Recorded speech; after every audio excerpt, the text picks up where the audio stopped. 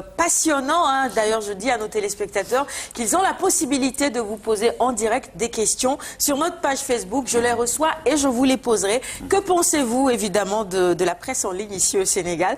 Voilà une question... Une question qui fâche, hein, qui a sa réponse. Alioune Badara. J'espère que nos téléspectateurs vont poser cette question et ils ne vont pas rater M. Cissé, qui est là, quand même, qui nous a fait l'honneur d'être là sur ce plateau. Merci pour nous parler d'un domaine quand même aussi important que les réseaux sociaux, la presse en ligne d'une manière générale. Aujourd'hui, quand même, c'est un spécial numéro dédié aux nouvelles technologies, de l'information et de la communication, parce qu'à sa suite, on aura un deuxième invité aussi qui va un peu être dans le même domaine, dans le même registre. Alors, Mountaga, vous avez mis sur pied une association dénommée l'Association des éditeurs et professionnels de la presse en ligne. Pourquoi vous avez senti le besoin de mettre sur pied cette association? S'agit-il de faire véritablement un regroupement et puis de séparer carrément le bon grain de l'ivraie? Oui, je dirais que c'est ça. En fait, Appel a été mis sur pied en 2011. Il y avait le premier bureau qui a été créé. Alors, Ibrahim Elissa Faye, le président, qui se trouve être l'éditeur de presseafrique.com. Nous avons tenu notre assemblée générale le 4 juillet dernier. Et il y a un nouveau bureau qui a été mis en place. L'objectif de l'Appel n'est pas de créer une organisation syndicale bis, parce qu'il en existe. Nous faisons partie de la presse. Mais la presse en ligne est tout le temps indexée, pointée du doigt à cause des dérives, à cause du contenu malsain qui est publié. Donc le fait de nous organiser en une association, d'avoir une seule voix et puis de mettre sur pied des règles d'éthique, de déontologie, tout ça nous permettra d'avoir de mettre des garde-fous, éviter que les gens qui ne font pas partie de la presse en ligne puissent investir le secteur et mettre vraiment des choses qui ne devraient pas être présentes sur Internet. Mais c'est vrai que c'est une initiative louable, mais quand même, il y a l'autorité publique qui est là. Est-ce qu'au Sénégal, il y a un cadre juridique? Parce que je pense que s'il y avait ce cadre juridique-là, vous ne seriez pas amené à créer une telle structure. Ça veut dire qu'il y a un déficit sur le plan juridique pour régir la presse en ligne au Sénégal. En fait, je dirais que le fait de nous organiser nous donne plus de poids face à l'autorité, mais surtout une reconnaissance, parce que l'autorité ne peut pas parler avec chaque organe en ligne. Donc le fait de nous organiser, d'avoir une seule voix, nous permettra d'avoir un seul interlocuteur pour l'autorité. Et puis, le vide juridique, c'est vrai, il y a le nouveau code de la presse qui est en cours, qui n'a pas été encore validé. Et donc nous, en tant que presse en ligne, en tant qu'association de presse en ligne, nous avons notre mot à dire, parce que quand même, le code de la presse ne doit pas se limiter seulement à la presse traditionnelle, la radio, la presse écrite et la télé. Mais aujourd'hui, les gens utilisent beaucoup Internet pour s'informer, et donc c'est pour nous un gage important de participer à ces débats. Donc dans ce nouveau code de la presse qui est sur la table de l'Assemblée nationale, ça veut dire que la presse en ligne n'est pas prise en compte? Alors qu'on est dans le XXIe siècle. Avant, par exemple, le code qui était en projet n'était pas intégré, mais depuis 2 ans pratiquement, nous sommes associés dans cette révision. D'ailleurs, dans quelques jours, il y aura une session de validation organisée par les ministères de la Culture et de la Communication. Nous faisons partie de ce comité-là. Donc, Appel aura son mot à dire pour dire que, aujourd'hui, le code de la presse dit ceci pour la presse en ligne. Voilà. Alors, vous êtes une quarantaine de membres. Une quarantaine de membres, ça veut dire qu'il y a beaucoup de monde dans ce secteur qui est la presse en ligne. Mais comment tout ce beau monde-là parvient-il à tirer son épingle du jeu? Parce que la manne publicitaire au Sénégal, elle est très petite. Oui, en fait, sur Internet, il y a pratiquement plus d'une centaine de sites web sénégalais. Tous les jours, vous vous levez, vous voyez un nouveau site créé. Mais le fait pour nous d'avoir seulement 40 membres, ça permet déjà de faire un petit filtre, parce que n'importe qui ne peut pas se lever, créer son site web et se réclamer faisant partie de la presse en ligne. Il y a quand même quelques soucis. Par exemple, au mois de novembre dernier, nous avons tenu un séminaire pour parler un peu de modèle économique et de régulation de la presse en ligne, parce que quand même, nous sommes des entreprises privées. La presse en ligne, c'est comme des organes, des journaux et tout ça. Donc le fait de nous organiser nous permettra d'aller voir des annonceurs, donc qui peut-être se focaliser uniquement à la presse écrite ou bien aux médias audiovisuels. Donc aujourd'hui, avec la publicité qui peut sortir sur Internet, il y a quelques soucis, mais le fait de nous organiser nous permettra de sortir des projets, par exemple, mettre en place une régie publicitaire qui permettra aux annonceurs d'avoir un seul interlocuteur et de mettre sa publicité sur l'ensemble des sites web. Donc il y a quelques projets sur lesquels nous travaillons et que nous allons mettre en place. L'autre souci peut-être au niveau de la presse en ligne finalement, c'est cette possibilité, c'est une bonne chose quelque part, mais c'est cette possibilité qui est offerte par les sites à ceux qui vous lisent, à vos lecteurs, de pouvoir réagir sur différents articles et de dire ce qu'ils pensent.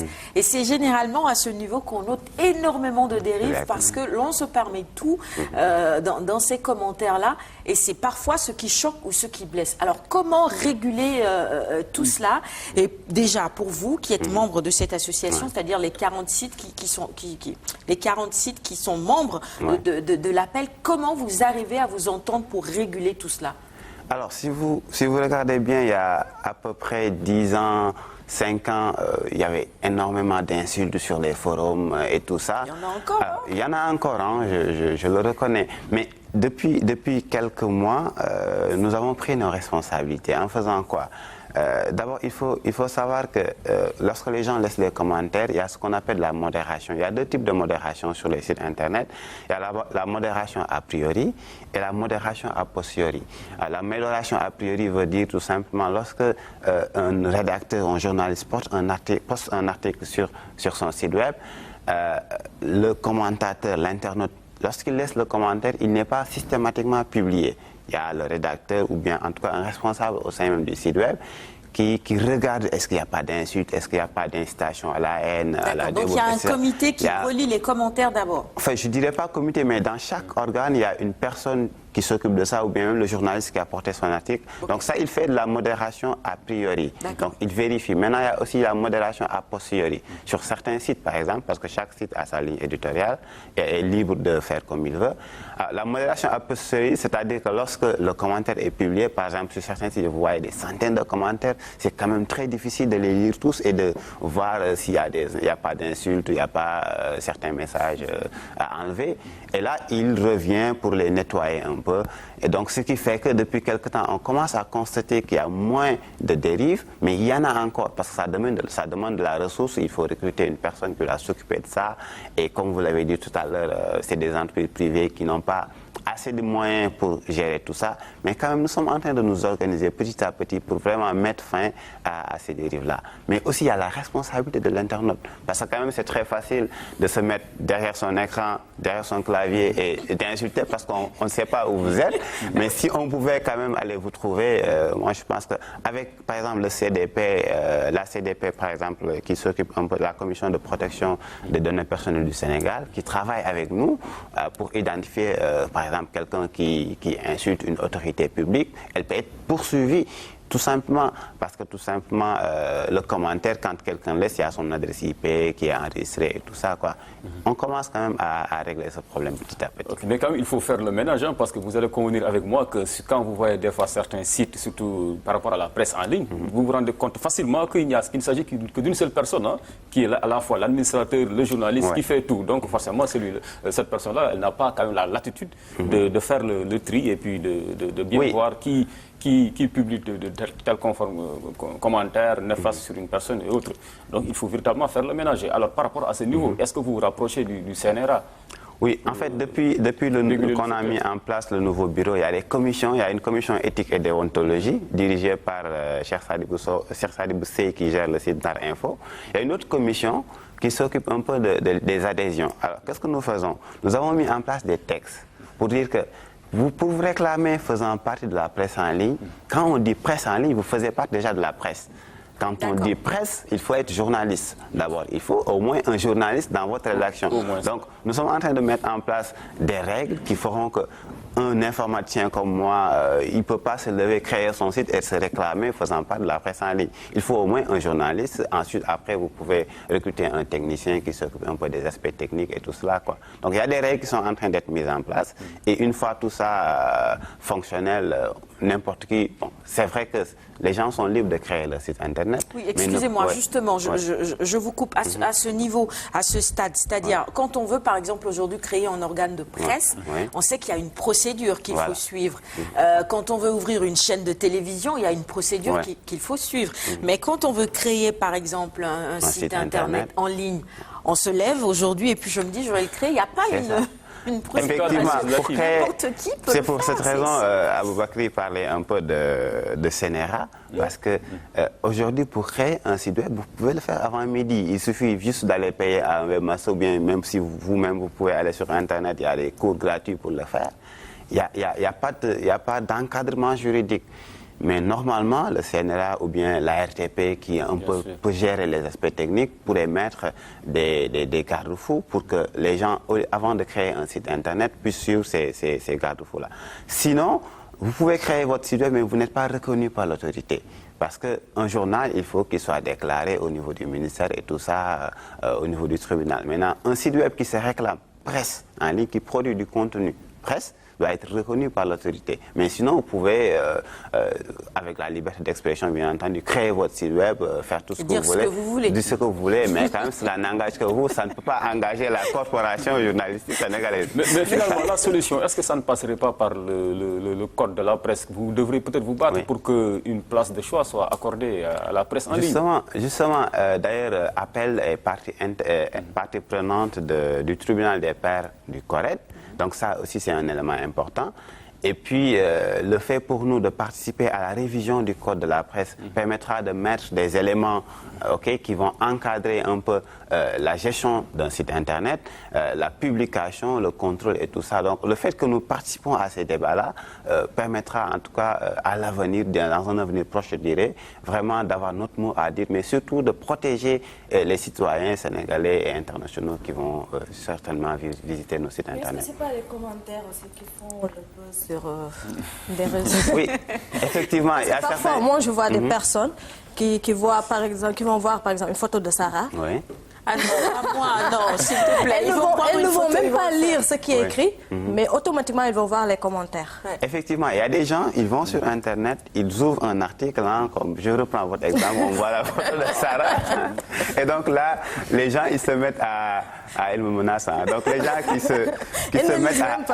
Les gens ne lisent que les commentaires. C'est vrai. Donc je vais changer. Alors, ce qui se passe, c'est que lorsque les gens ouvrent un article, certainement, ils regardent que les commentaires. Les commentaires font partie de l'animation d'un site Internet. Si on enlève aujourd'hui les commentaires, bon, je pense qu'il y aura plus un grand intérêt pour certains, en tout cas, de lire les sites. Maintenant, les commentaires, il faut les réguler, mais il y a aussi ce qu'on appelle la course au clic.